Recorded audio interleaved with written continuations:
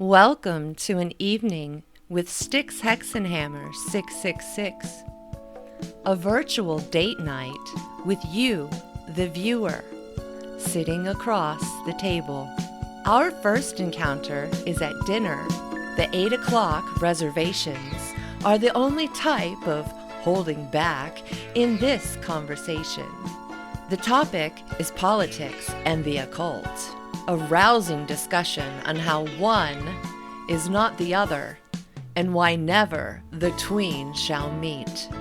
Then after a spot of dessert, we steal away into the night, trippin' the light fantastic with a tango of words. You are now seated at the table. Please enjoy your virtual evening with the one, the only, Styxhexenhammer666.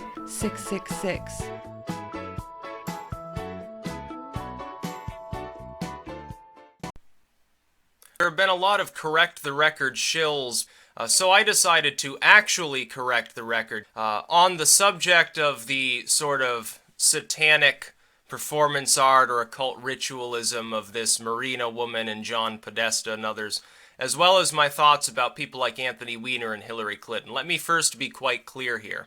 I am not in any way defending John Podesta. I think there's a good chance he's a fucking pervert if you read through the emails.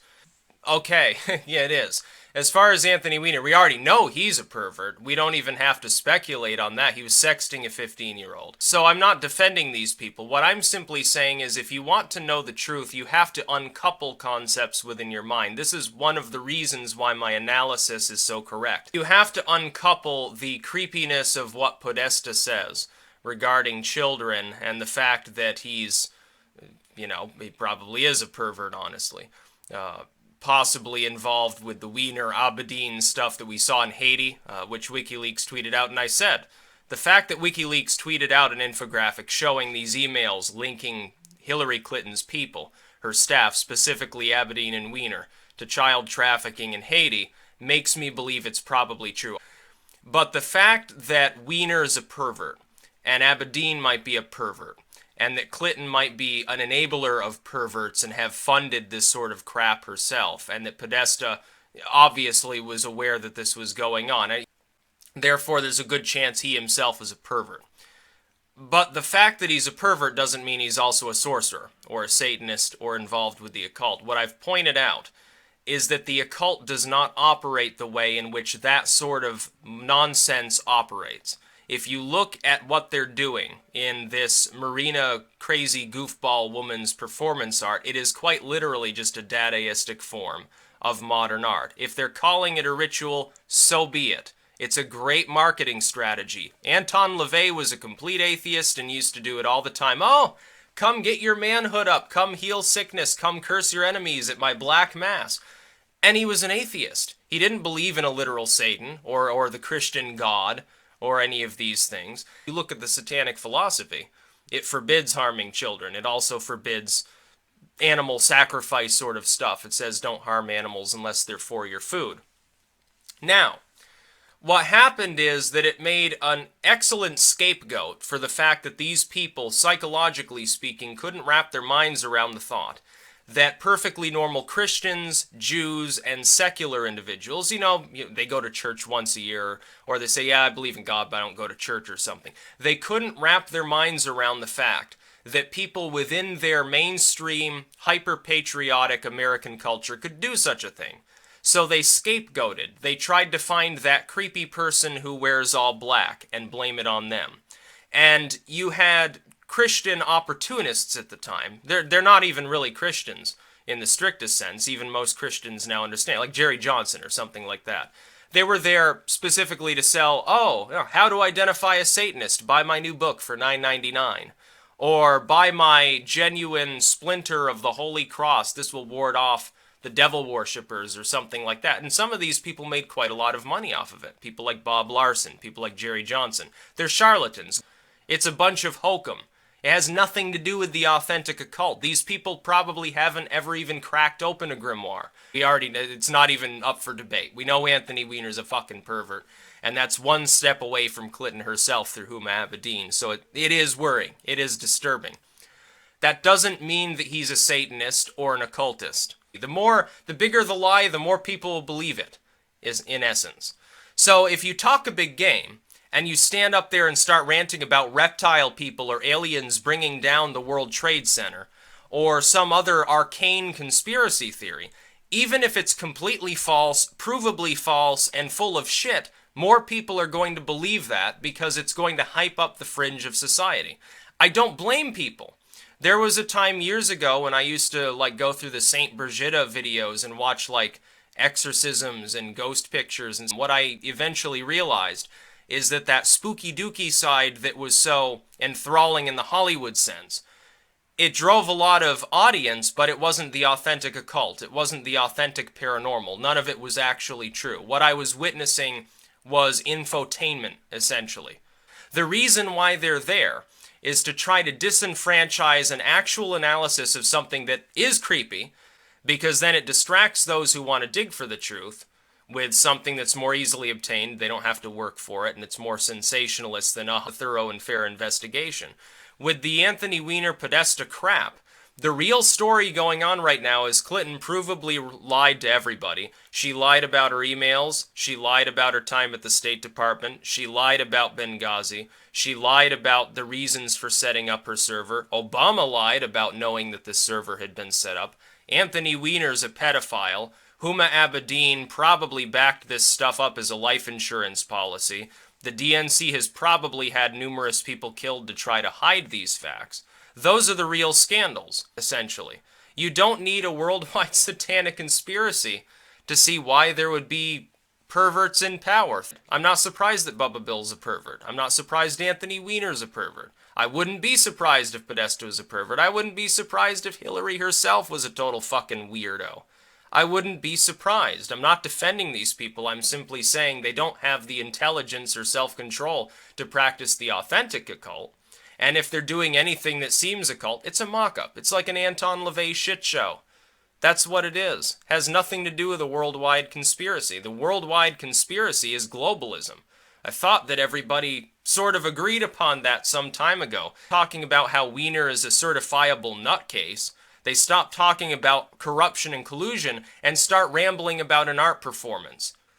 And the only reason that it perturbs me is that I get tired of people denigrating the occult, which is a wonderful thing, by assuming that idiots like John Podesta are capable of practicing it. They're not. They're not literate enough to understand the material. Their eyes would glaze over.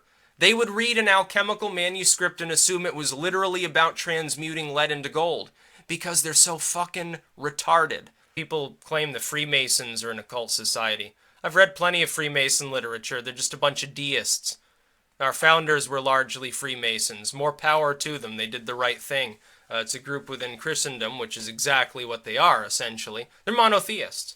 They can't be pagans, because the pagans aren't allowed in the Masons. Only monotheists are. I think they allow Muslims and Jews, technically, because technically it's the same God. I think it's basically just an Abrahamist mystic order, but it's not really occultism. They have the mock-ups, just like Anton LaVey, who, again, was an atheist. I oppose globalism. I have no love for Podesta, Clinton, or any of these other orangutans in her campaign, because that's exactly what they are. Yeah, they're freaks. They're weirdos. But they're not occultists because they're not smart enough to be. That's about all. Peace out.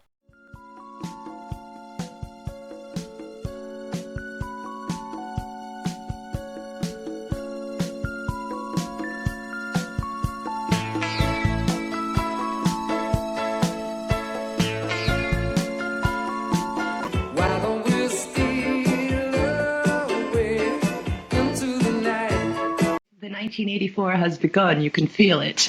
Oh, it's worse. Again, because you're living it. Because you're like in the movie, Tarl. Yeah, that's the problem. Greetings and transmutations. You are being connected with the cosmic core. Careful, the first step is tricky. Episode 4 of The Cosmic Core welcomes author, occultist, and YouTuber extraordinaire Tarl Warwick, aka Styxhexenhammer666. I am new to the phenomenon that is Tarl, having only found his videos last month. I am very impressed with his work ethic and intellectual standards. You may be a student of Tarl's writings on the occult. You may also watch him for his unfiltered and in-your-face political commentary. His website and YouTube channels are vast rabbit holes ripe for exploration. Styxhexenhammer666 has quite the following, hinting at a cult of personality. Let's get to know this enigmatic character together as we go into the cosmic core with two Aquarians of the coming age. How are you doing today? I'm doing well, and yourself? I'm good, thank you. I'm happy to have you here. You are our first male guest in the Cosmic Core. Yay! Yay! I have found you on YouTube in probably the past month or so and got instantly addicted to your videos.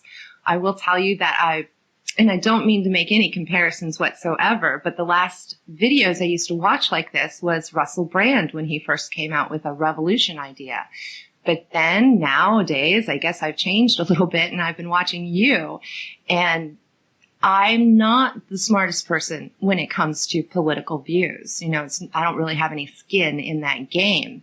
But I love listening to you speak about it because I think that you have a very refreshing point of view. Well, I would say it's not so much refreshing as a rehashing of old ideas from the 1700s. Just, the general revolutionary mindset, wanting to be able to live your life the way you want to. I see this as intrinsic within the occult, too. I've spoken on that. You can't really have a spiritual population if you're not able to make spiritual decisions. The state will necessarily attempt to interfere with it if they're capable of doing so. It's one thing I feel some occultists have left behind common sense when they delve into like modern day fascism or something like that. It's primarily it's a form of role play, really. Indeed. I think that, again, you said a mouthful there. It's a form of role play. You could really put that on most things these days. Yeah, the establishment politicians of the world are also a bunch of role players or method actors. They talk a big game about caring about the public. In reality, they care about their wallets. I agree. I believe Sting said they all seem like game show hosts to me. Yeah. Well, I can't say that I like Sting too much, but he's right there. Oh, just quoting an artist. So let's go back to the French Revolution. You're talking about the 1700s. What do you think was going on then that might be mirroring going on now? I think they were involved with the occult, or at least a lot of them. If you've ever read some of the French materials from the era, we're talking not just the late 1700s, early 1800s. Some of it's thinly veiled, like the French version of the Grand Grimoire. It's a thinly veiled reference to destroying monarchy, the dying sort of old guard mentality of Europe. It's really a steganographic work of hidden writing at its core. It's definitely a grimoire. It has a spiritual component to it. It's got rituals. But I don't know how literal they were meant to be taken. I think that sometimes if you delve into occult literature and you're looking for political, not just spiritual discourse, what you find is that there are often two intercompeting sort of layers of writing. There's the layer that some layperson reads. This is true within alchemy, too. You read an alchemical text, and for the peasantry of the time period, they see boil this tree root with, tin and add in some boiled antimony and here, you're going to make gold. And those that were thinking more deeply, those that were initiated into these circles, realized it was actually a spiritual discourse. And then later, you get also a political discourse where you've got something that's saying, here's how you make a pact with the devil. Here's how you make a pact with Lucifuge. And what it's really saying to maybe the more Enlightenment era, sort of the nobility or the intelligentsia of the age, is really, here's, this system of government represents, and then it would use a demon or something like that really to speak about it. How would they use that demon? Well, if you look at the demons of, for instance, the Ars Gotia, from some of the later descriptions of it. It's very funny. Sometimes I believe it's the Grimorium Verum as well, that divides the continents of the time, Africa, Europe, or Eurasia, and then the Americas. It actually gives them each a different demon, gives them their own attributes, and it appears to be a veiled message about sort of the status of these three parts of the world. The demons are further, in some cases, they're taken from pagan lore anyway. You'd think of Ammon within the Gosha, or anything like that, appearing in much the same form as in Egypt. It's really quite strange. Well, it's strange, I suppose, but we look back, let's go back to Egypt, I guess, since you brought that up, and the time of Akhenaten and the changing of the guards. And then I believe that Freemasonry came out of the Abrahamic Akhenaten rule, where that probably originated. I mean, it's all speculation at this point, isn't it? Yeah, it can be difficult with the Masons. I'm not the most well-versed on that subject outside of, I know the Masons occasionally troll people by making allusions to Lucifer, by which they mean Jesus. They mean like literally Phosphoros translated as Lucifer, and sort of the older workings of the Gospels and so forth. Having read what I have about the Masons, though, there's a stark contrast really between the mock ritualism in essence of actual Masonic texts and sort of what people read into the mock ritualism over time. I can't say that, though, that I'm an expert on the Masons, though, certainly. I understand. I will mention this for the spiritual aspect of my audience and the psychics out there. I do remember my last life in France during the Revolution as a rich child, grew up in a rich family, and as a teenager, I was female, and I was hoodwinked and taken to a Masonic lodge at night, and I took vows against my will at the behest of my family. So I do know spiritually in the fourth dimension about Masonic rites and soul contracts. And so I do follow the line from Egypt to Greece to Rome, where there was another changing of the guards. And, you know, we can filter it all the way down to the French Revolution, but they all seem like little mirrors of each other, re-happenings, if you will, but also an evolution, wouldn't you say? Yeah, things spiral over time. They definitely repeat in different forms. The U.S. is basically Rome now. Even the even the style of buildings in D.C. looks like you've stepped 2,000 years back in time and wandered into the Iberian Peninsula or something. You're so intelligent, Tarl. I don't even know what that peninsula is. Italy. Thank you very much. It's the boot, you see. That's lovely. And you're right. The mythologist Joseph Campbell said, if you want to know a culture, look at its biggest buildings. Yeah, that's pretty wise. Yeah, you just made that point perfectly. So we have, now let's go back over to DC. We have all of the statues, right, of the ancient Greek and Roman gods. Yeah, we've even got our own that we created, Columbia. Columbia. Yes, she's a hot topic on the Freeman Network. At the very least, the goddess represents liberty and freedom, so, you know, maybe one of the better of these sort of pantheons, I suppose. Certainly beats getting governed maybe by Hera or something like that, or Pluto. Better than Pluto, I would agree with that. So do you think that the statues are representations of demons of America? Demons in the original Greek sense of the term, yes. Intelligences or spirits. Well, then I pronounce that daemon. Yeah, daemon. Excellent. All right. Not demons in the maybe more grimoire-based sense, you know, literally Beelzebub or something like that. A lot of people... Your Yetzirah things.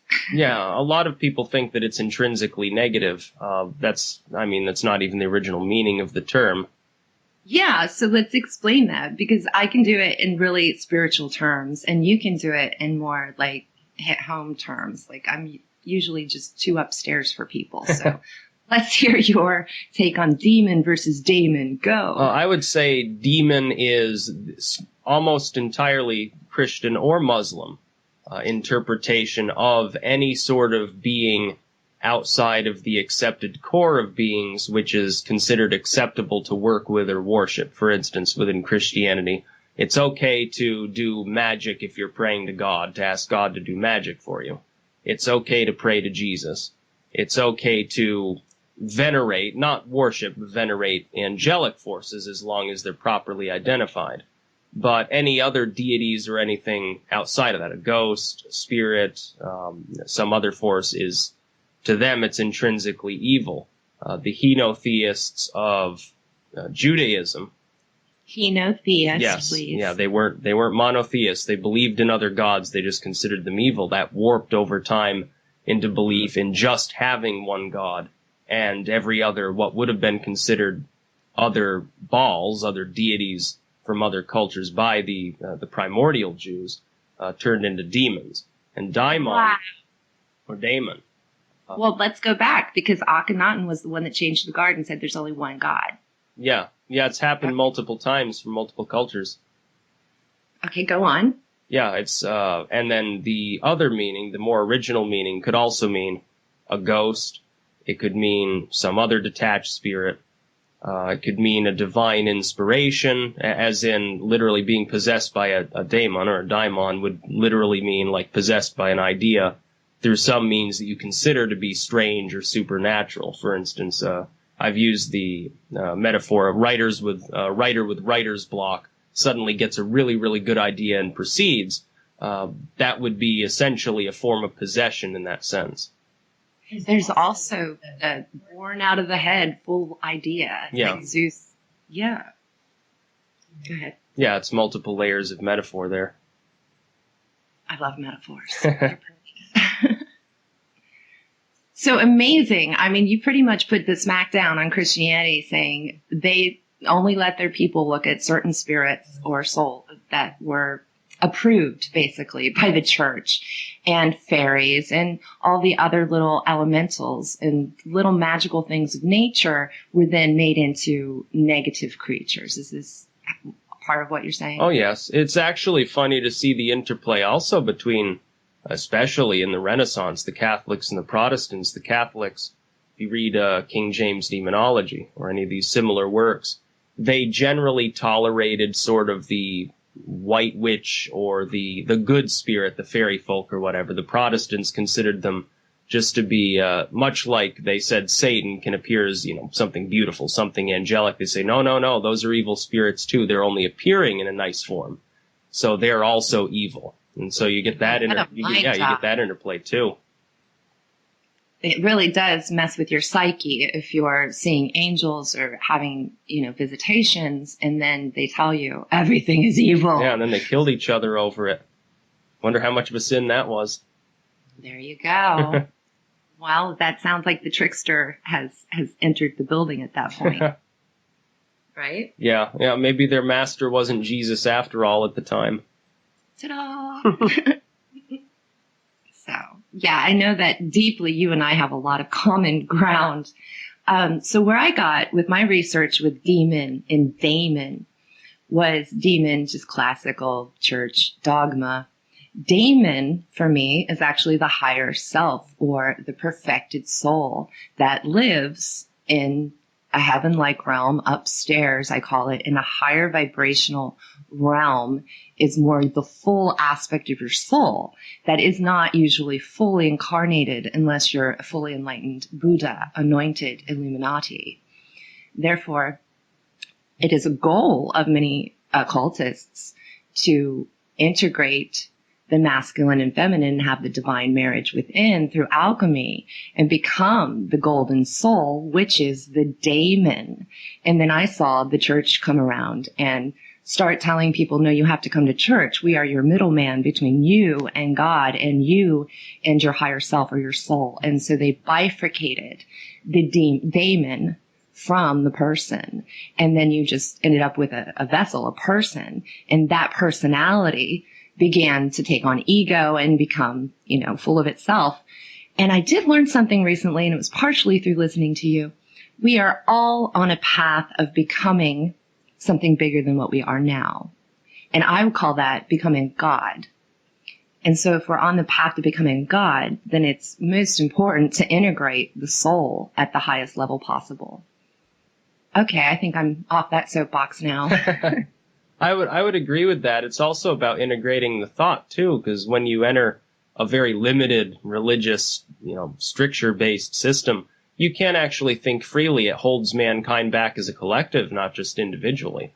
If a person wants, it's not just the spiritual, it's everything, technology. Think about if mankind had kept listening to the church back in the Renaissance, how much further behind our technology would be. Oh, you can't use those telescopes. You might see that the moon is a spherical object. It's not like a dish sitting up in the sky. It'd be horrible. It would overthrow, it'd be heresy.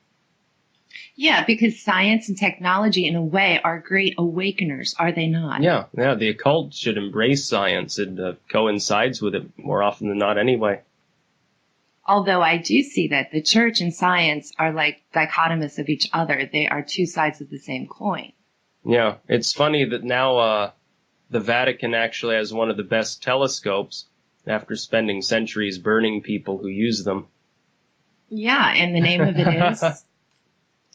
The name of the telescope? I believe it's called Lucifer, actually. Isn't it? Yeah.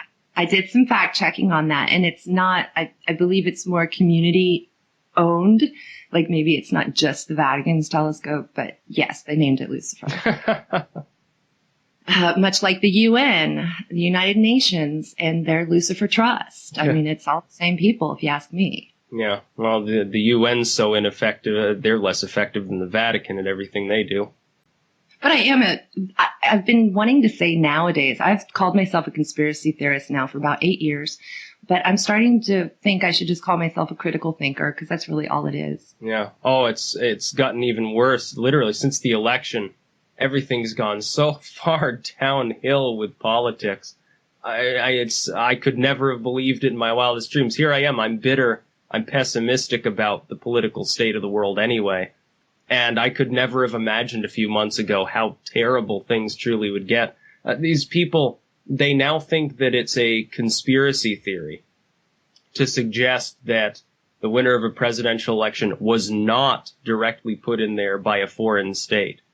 We've gotten to that strange point. And it ties... Oh, that's all from the Clinton campaign, though, isn't it? Yeah, they're saying, oh, well, the Russians certainly put Trump into power to control U.S. politics, and they actually consider you a conspiracy theorist if you don't believe that. They flipped it on its head. They did, but this is their control. They're showing you what they think they're in control of. Well, they're definitely losing it. It was the WikiLeaks guy came out yesterday. Yeah. Right? Go ahead and tell about that. Oh, I don't know what he said yesterday. Didn't he release files on, who was it, Bolton and all of these others? Actually, Trump people. It's funny. Wow, I didn't look at that part. Yeah, he's released on Tillerson, too. So, I mean, if he's a Russian agent, why is he going after Trump's people now? Well, I never thought he was. I actually had visions of Julian Assange years ago, and I saw him as like an archangel. So I've kind of trusted him since I had those visions. Yeah, I trust Assange. I think he's being honest. I just saw a very short article that Assange had come out to say that, no, I'm not a Russian spy, and here's some proof. So that was all. And I believe it was from RT, actually. Yeah, and, it's not helpful that it has to be foreign media that actually reports what he says with any accuracy. We're also at the weird point where the U.S. media is now far less accurate on U.S. affairs than the Russian media. And it's like people have called me a Russian shill or something on Facebook. I have to keep pointing, I mean, they're not familiar with my YouTube work. I criticize Russia constantly. It is an autocracy. Putin is an oligarchic billionaire. But that doesn't mean that everything that goes wrong on this side of the Atlantic Ocean or the Pacific, considering how big Russia is, it doesn't mean that everything that goes on here is some sort of vast conspiracy. It's like McCarthyism or something. If Putin really had that kind of power, he would have been taken out. Yeah. They just stand for it. Well, Putin is also connected with Clinton. They don't even consider that for a moment. Clinton, as Secretary of State with Uranium One, she sold, I think it was a quarter of all U.S. uranium now belongs to the Russians because of a deal she signed. And what I think is happening is Putin's doesn't really care about who the U.S. president is because Russia's going to do what Russia does anyway. But the Democrats, because they lost, I think they're very, very worried that Trump is actually a rogue, actually a maverick. So they're seeking to sow enough discord before they lose their power here on inauguration in another, month and 9 days or so. I think they're trying to weaken the political fabric of the entire world before then, so they can keep too many things from getting accomplished in their absence. It's a lot like the church you were describing. Oh, yeah, it's a scorched earth policy. This was, were you familiar with the Economist cover for 2006? Was it 2015 or 16?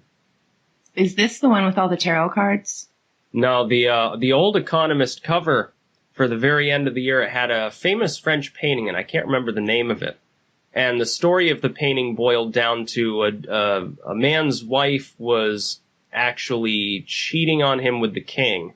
So he contracted syphilis and infected her, and then they all were infected. The basic premise of the story was, if I can't have it to myself, then everybody will have it ruined. And it sort of eerily resembles what's going on now with the political establishment of the world. Now, it's like with the Pizzagate stuff. A lot of people think, oh, well, that means they're occultists. I don't believe that. I don't think most of them are intelligent enough to be occultists. They're too dumb to even understand the spiritual.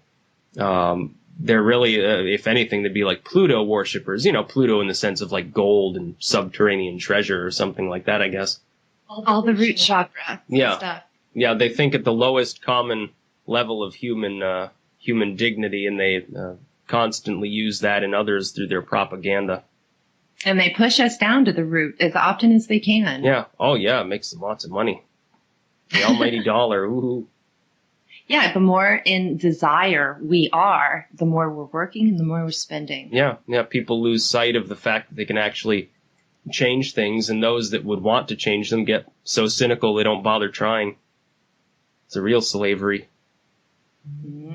Interesting. Now, I was looking at this as I always do a big picture. I have Mercury and Pisces. I'm a big picture kind of girl.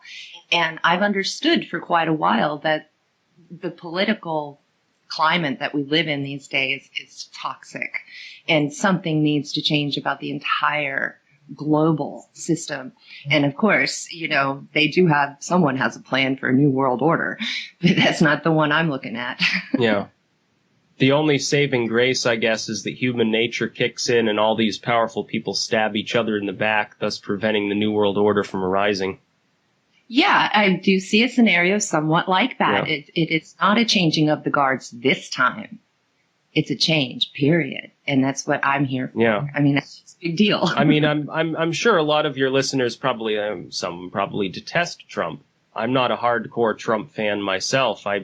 I just see it as, well, his platform fundamentally is different from what we have had, in that he was actually willing to even attack members of his own class and party. And that's something we haven't had actually in a while. And if you look at the reaction of the media and the political establishment, things are not the same as they were before the election. The way they're acting is honestly bizarre. Oh, no, I totally... It's totally different. It's unprecedented. And people should probably be a little bit more worried about what our bureaus and our legacy media and so forth are doing right now. They need to keep a close eye on the government at the moment, because it seems like there's some scheming going on behind the scenes that could get very worrying. But isn't it kind of obvious? Well, there's so many scandals in D.C., it's not exactly sure which one it involves. Again, big picture, it just seems obvious that the whole system is crumbling. And I think that Trump is a great character even to do that, to carry it off with flair and style. Well, that's entertaining. The other possibility I've thought of is maybe Trump is fulfilling the sort of, what was his name, Prescott Bush sort of business affair stuff and actually trying to usurp the government, and that maybe for a moment we should consider the vague possibility that he actually is a fascist. I don't think so. Leading to corporatocracy? Yeah. It was attempted under FDR. Now, I'm not a fan of FDR. I'm not a fan of any of these people for the most part. But if we're going to delve into the realm of, hey, there's something fishy going on in government, we should consider both sides, I suppose. I'm of the mind that he actually is a maverick. He is attempting to oust some of the old power centers. I think that's a good thing. But I have to at least consider the possibility that the much more horrifying opposite is also true. It's one reason I have to criticize him if he does something that seems shitty. If he does something that seems wrong. Even those that voted for him need to criticize him for that. People did that for Obama and Bush. Should do it for Trump, too. Yeah, these are people that you watch over, not people that you worship. Yeah, Trump is currently not a politician, which exonerates him somewhat. But once he takes the oath of office, he's a politician. And I feel the same way generally about all politicians. I'm going to trust them only if they give me a very good reason. It's like the CIA tells us the Russians rigged the election. Where's the evidence? Oh, we don't have any. It's top secret. Well, then that's just a claim you're making. I'm not going to trust you. Yeah, I really don't watch the news much. I get it through YouTube with people putting up videos, but they are ridiculous. They are like teenagers, and I don't see how it's not obvious, even to the common man, that it's just all infotainment, as you call it. Yeah. You've seen Family Guy, right? Yes, not recently, but yeah. So you know the dog Brian Griffin, sort of the stuffy liberal. Sure. It's gotten to the point where Morning Joe, who is basically Brian Griffin incarnated as a human being, is the only wise man on the legacy media.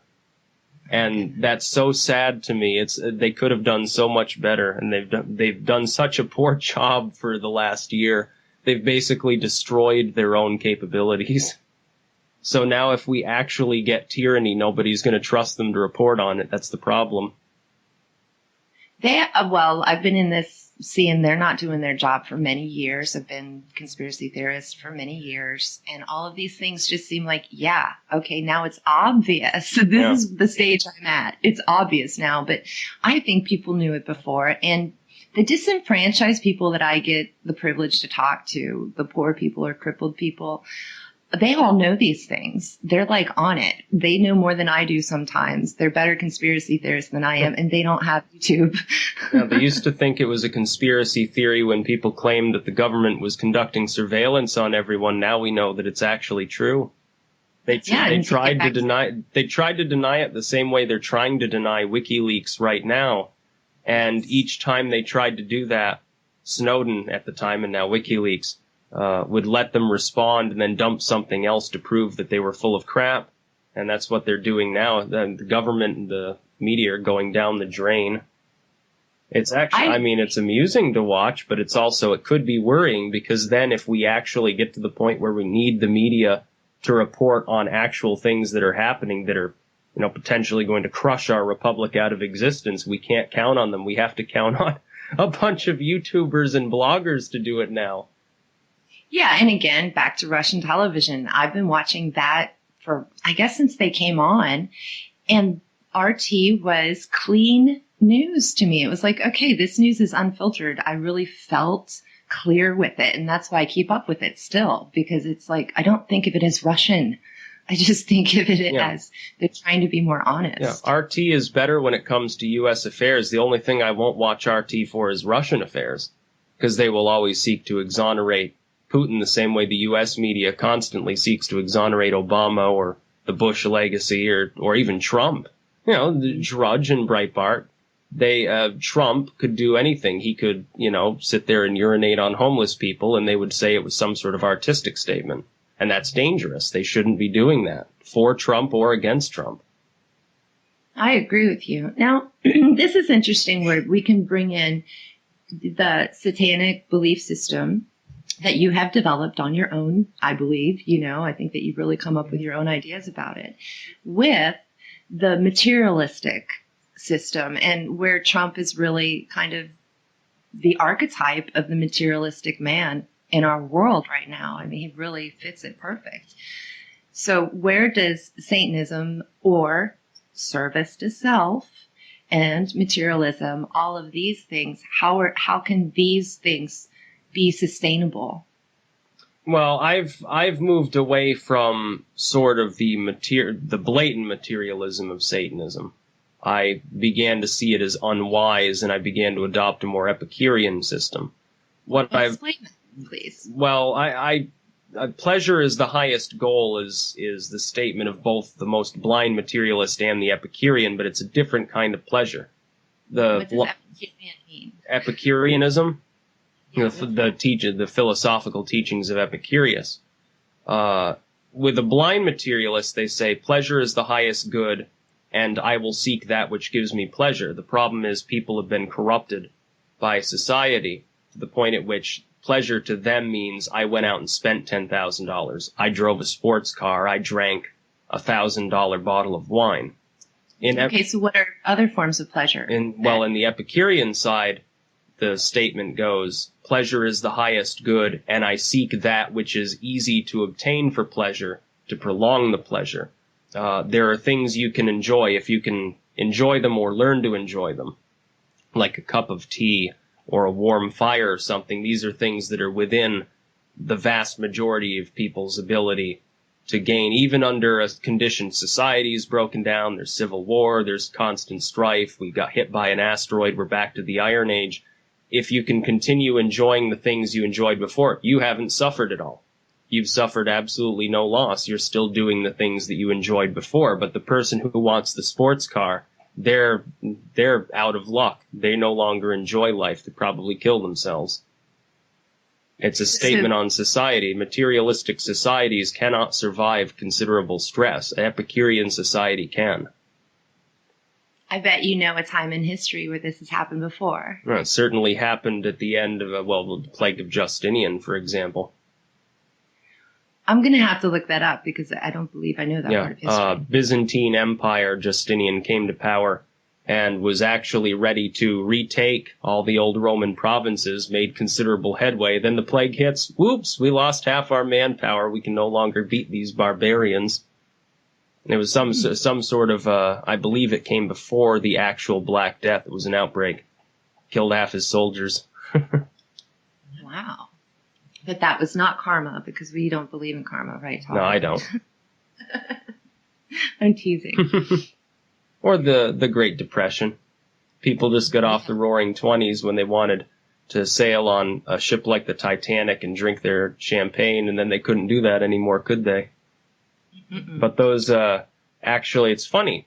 My grandfather, who is now deceased, used to talk about the Depression. He was a child in the Great Depression.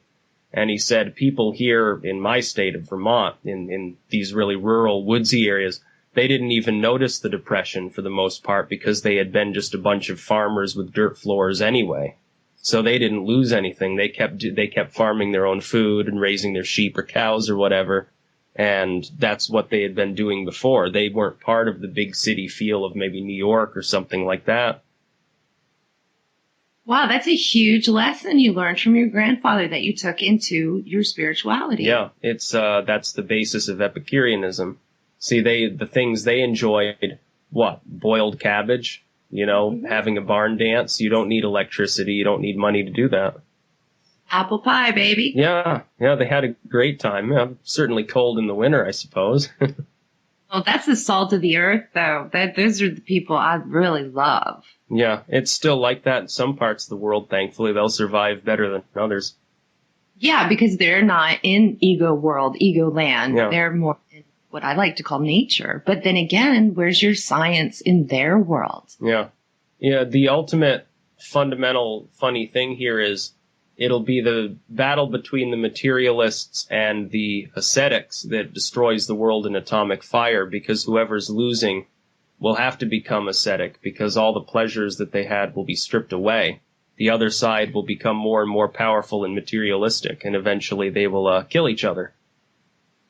Well, how would the ascetics do any killing? Well, they would be simply heavily impoverished by being constantly beat upon by the materialists. The side that's winning becomes more materialistic because it may. The side that's losing becomes more ascetic because it must. That is just amazing because pretty much describe my life as a Buddhist. Yep, and the United States will be the materialistic side. These people talking about our collapse, that won't come until after the atomic war, and it will happen. Hopefully not in our lifetime, but I'm not too concerned about it myself. I live in the middle of nowhere.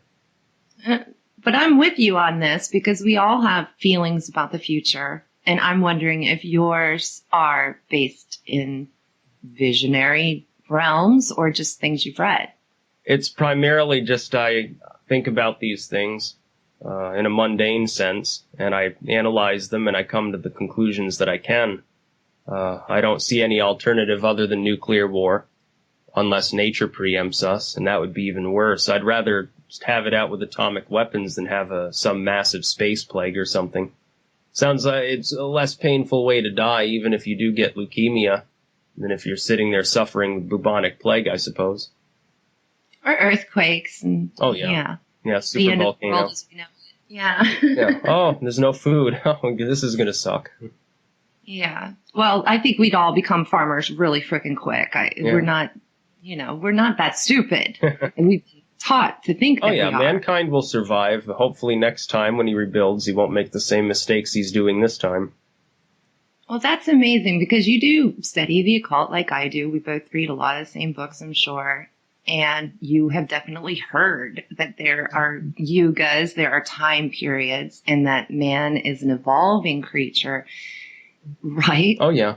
Now, let me ask you this. Your take on the yugas. Do you believe in the literalistic translation of, 100 and something million years? Or No. So you do what I do, you modify it to a lower level? Well, what I listen is what I do because I'm very psychic. And what you do is very much more analytical and based on real world intelligence. And what I do is kind of an astral astronaut. But you believe that the yugas are a shorter time period that fits in, I guess, more the mundane explanation of man's past. Yeah, but I see it more as cycles. I can't see the math in it. Yeah. You see what I'm saying? Yeah. And then I know that I'm at the end of the Kali Yuga in this lifetime, in this incarnation, and the beginning of what I like to call a golden age. Yeah. See, I would agree with that. I think that we're going to get wiped out more or less pretty soon, and then people that start rebuilding it will be a golden age once, I guess, the radiation wears off, and they'll have plenty of free land. There'll be some knowledge left behind. Yeah, but let's, just for the people like me in the audience, you're leaving out the aspect that the third dimension, the fourth dimension are merging into one dimension, and that's going to get us closer to the fifth dimension of non-separation. The fifth dimension is more of a loving, less separated realm, where the fourth dimension is still kind of ghosty and kind of like a bardo area. We're integrating that, and I believe that's why there's going to be so much physical death. Some people can't integrate their higher self without dying first. Yeah. They have to go back to all their ghost bodies and integrate all that. Where some of us here on the planet can integrate our daemon without having to go through the ghost realm because we don't have any ghosts. See, I tend to forgo that explanation in favor of continuous reincarnation that never ceases. I don't believe that it needs... On one planet? Huh? On one planet, on Earth? No, anywhere there happens to be the capability of intelligence. I believe that it's ongoing forever, infinitely. Sweet. It can't be liberated, and there's no reason to be liberated from it. Well, in a sense, I totally agree with you if incarnation is just the vehicle of consciousness, because I believe we have an individuated consciousness that even when we become one at the end of the whole saga, whatever that is, we still retain a consciousness of individuality based on a personality that we've grown over several lifetimes. But it's so interesting that we can have these discussions even though we have very different views. And thank you. It's my pleasure now to introduce to the Midnight Special a hot rising star, Robbie Dupree. Welcome to the show, Robbie. Thank you. Yes, indeed. And now his solo career is beginning to blossom, and it's all because of this one song, Steal Away. Steal Away. Let's do it. Let's give a big welcome to Robbie Dupree. Why don't we steal away? Why don't